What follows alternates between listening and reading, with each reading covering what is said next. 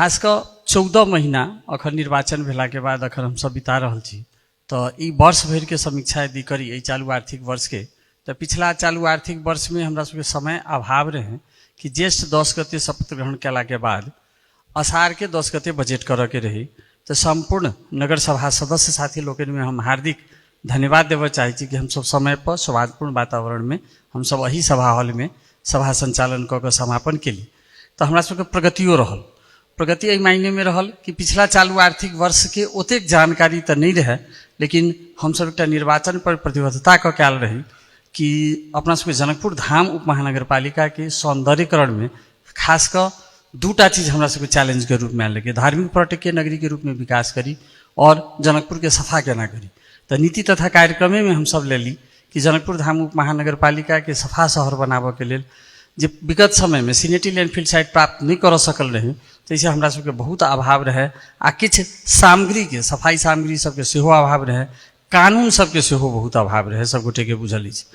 तो एहि बेर कम से कम जनकपुर धाम उप महानगर पालिका नगर शिक्षा एन सहित लगायत स्वास्थ्य में, कृषि में, कार्यपालिका में, न्यायपालिका में ई संपूर्ण गोटे के एन लाभ में या सभा संचालन एन लाभ में हम सब सफल भेली। ये हमरा सबके वर्ष भर में तो बहुत सारा कानून जे विकास करे के बाधक छल, इवेन सफाई में जे अखन हम सब आप कार्रवाई के तरफ आगा बढ़ चाह रहल छी सेहो एन हम सब निर्देशिका आ कुछ एन के रूप में आ कुछ निर्देशिका के रूप में हम सब पारित क के अखन वर्ष में लाभ में सफल भेलिए। अखन हमरा सबके छाड़ा चौपाया के रूप में एहि चालू आर्थिक वर्ष में प्रथमे एक वर्ष में हम सब जगह ली आ तकर बाद जे छै से फोहर व्यवस्थापन में छाड़ा चौपाया सेहो एकटा बहुत बड़का कड़ी के रूप में रही। तब साउन गते हम सब उद्घाटन कर जा रहल छी। पूर्ण रूपेण तो तैयार नहीं भेल छै, लेकिन आंशिक रूप से तैयार भेला के बावजूदो सक्षम भऽ के एक गते साउन के हम सब एकरा उद्घाटन कर चाहे छी, तै के उपलब्धि के रूप में लेने छी। संगे आवे वाला दिन में कोनो भी काम खासकर शौचालय निर्माण करे के हुई या ट्रैफिक व्यवस्थापन करे के हुई, फोर व्यवस्थापन करे के हुई, तो संपूर्ण कार्य के लिए जगह अभाव सबसे बड़का जनकपुर धाम उप महानगर पालिका में रही है। जबकि सरकारी जगह नहीं भऽ कऽ गुठी के जगह पर्याप्त है, लेकिन गुठी के एक नियम है कि संघीय सरकार सेहो नहीं ओकरा छुई है, प्रदेश सरकार सेहो नहीं छुई है, स्थानीय सरकार सेहो नहीं छुई है। छुट्टे ओकर गुठी के एक एन है, नियम है, आ ओहि हिसाब से समझौता क के लेबऽ पड़ै छै। तो हम सब बेर 30 बीघा जगह लीज पर लेबऽ के प्रक्रिया में संपूर्ण कागज पूरा क के अंतिम चरण में केंद्रीय गुठी में हम सब दर्ता करा चुकल छी और प्रयासरत छी। जै मध्य तो एक 2 बेर पत्राचार भऽ गेलै जे 12 बीघा जमीन सिनेटी लैंडफिल सेट के लेल हम दै छी कहि कऽ, तो 1-2 बेर पत्राचार सेहो भऽ गेलै।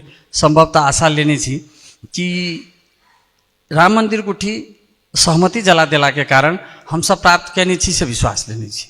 लेकिन आबऽ वाला समाज से हम अपील करबै कि ओहि पर निर्माण यदि कोनो होइ छै तो कानूनी आचर नहीं अबै आ समाज के सेहो सहयोग लेबऽ के हमरा सबके आवश्यक पड़त। ताहि दुआरे संपूर्ण गोटे के आवश्यक रहत, संघीय सरकार के, प्रदेश सरकार के, नागरिक समाज के से हम विश्वास लेने छी।